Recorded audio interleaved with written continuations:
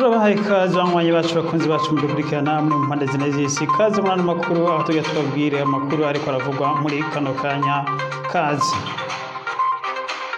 ubwo tubamenyesha tugiye tubabwira amakuru ariko aravugwa muri kano kanya tubahaye ikaze twongera tubasaba kugira sabone kugira subscribe kubakoresha ururimi rw'icongereza kaze muri ano makuru.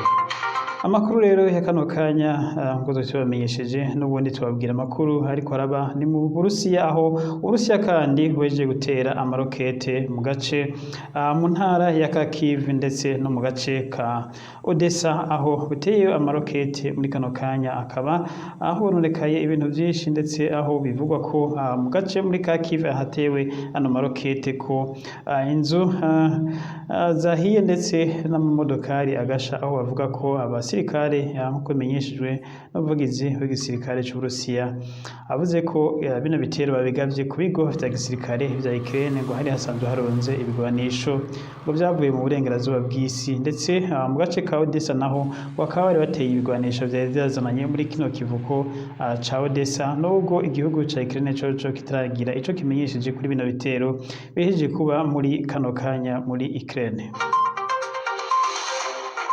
Andi makuru ariko aravugwa nyene muri Ukraine ni mu ntara ya Mariupol aho biriko biravugwa ko kuva ku munsi w'ejo Uburusiya bwemeye ko igikorwa cyo gutabara abashaka kuvayo ku bushake no bukiriko kirabandanya kikaba kiriko kirakogwa n'umugwi Croix Rouge International akaba ariwo uri gukora igikorwa cyo kuvana abantu muri kano gace muri ya handake ya Zakstave abari basanzwe binyegeje aho bivugwa ko n'ubu hakiriyo abantu benshi cyane gose abavuye no munsi rero bashimye Imana biruhutsa ko bari bamaze iminsi batazi ko bagiye kongera kubaho kuko ibifungurwa n'ibyo kunywa byose byabaheranye aho bari bari muri yo handake rero abavuye bashimye Imana bavuga ati ariko n'ubu haracari abantu benshi cyane gose bakigizweyo imbohe ati dusaba ko umuryango mpuzamakungu yotabara abantu bose bakavayo ariko rero tubibutse ko muri handake hakiri abasirikare bobo n'ubu bakaba bataravayo ndetse ngo hari abakomeretse benshi bariko baragerageza kuvurwa ngo nubwo atamiti iriyo muri no handake.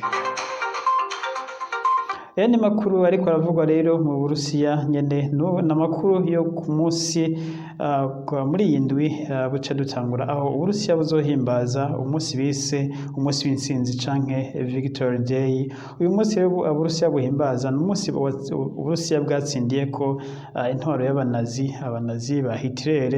Uyu munsi rero Victory Day uzohimbazwa ku itariki 9 z'ukwezi kwa gatanu ukaba uri kuritegurirwa cyane mu Burusiya. Abantu rero benshi n'ibinyamakuru byinshi biriko biravuga ko ngo Perezida Vladimir Putin kuri uyu munsi intsinzi y'Uburusiya ngo ashobora gutangaza intambara yeruye ku gihugu ca Ukraine nk'uko twari tumaze kubivuga muri kino kinyamakuru cyacu ko Uburusiya Perezida Vladimir Putin w'Uburusiya ashobora gutangaza intambara yeruye ku gihugu ca Ukraine ariko rero ibi mu gihe atarabitangaza iracari icyo bise special operation.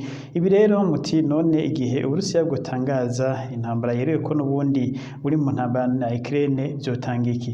Ibi rero abashakashatsi abahinyanyuzi ba politike n'ivy'intambara bamaze kumenyesha ko ico byoha igihugu c'Uburusiya mu gihe Uburusiya gutangaza intambara yeruye ku gihugu ca Ukraine no kuvuga ko abarusiya bose baca bamenya ko bari mu ntambara n'igihugu ca Ukraine maze rero abo bita abasirikare ba reserve bose b'igihugu c'Uburusiya no kuvuga abanyagihugu batojwe ivy'intambara bamwe bita abasirikare ba reserve b'inserukira gutabara nabo baca bahamagarwa bakaja kugwana mu gihugu ca Ukraine.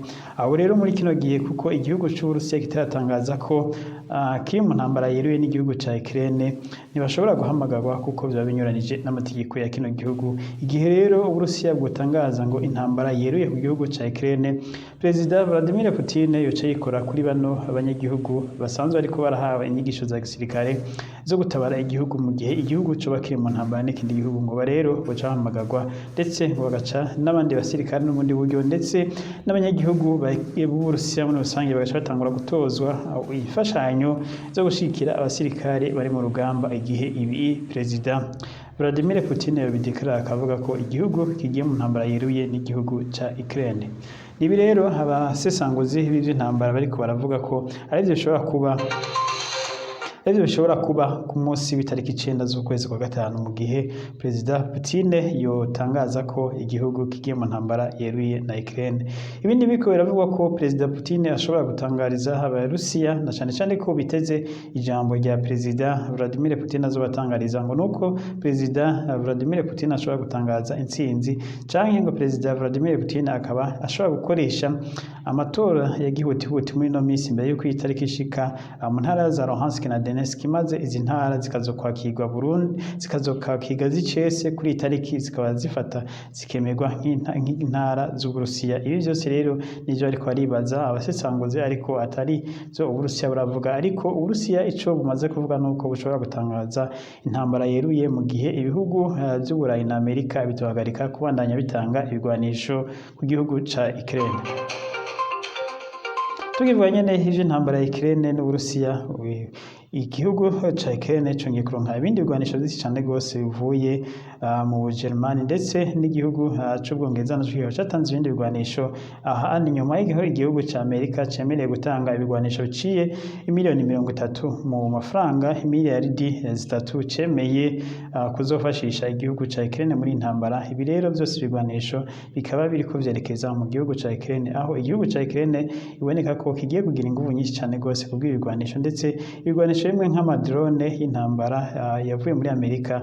Igisirikare ca Ukraine kiba catanguye kuyakoresha, ari drone nshasha zitwa The Ghost zatanguye gukoreshwa. Izi drone ngo nubwo zitagera kure ngo ziranyaruka cane gose kandi ngo zoroshe gukoresha. Rero abasirikare ba Ukraine bakaba batanguye kuzikoresha, ngo nta n'ubuhinga bwinshi zisaba kuzikoresha. Izi drone ngo ziba zishobora gutwara misile hagati ya 2 na 3 zigatera aho zirungiswe n'ubwo ngo zitagenda kilometero byinshi, ngo ariko zino misile ziriko zirafasha cane igihugu ca Ukraine na cane ngo mu karere ka Donbas region, aho igisirikare ca Ukraine n'ubu kiguma kigwana ku mwanya n'igisirikare c'Uburusiya. Amakuru rero y'Uburusiya na Ukraine tuba tuyagarukije ngaha, turaza kugaruka ko mu makuru yacu yandi yo hanyuma. Tuvuye muri Ukraine tuze muri Kenya, aho tubabwira inkuru ibabaje cane gose, inkuru y'umwana yiyahuye. Umwana yiyahuye akaba ari umwana w'umushingamateka asanzwe yaserukira abamugaye muri n'amashingamateka ya Kenya. Umushingamateka akaba yitwa Sankoke.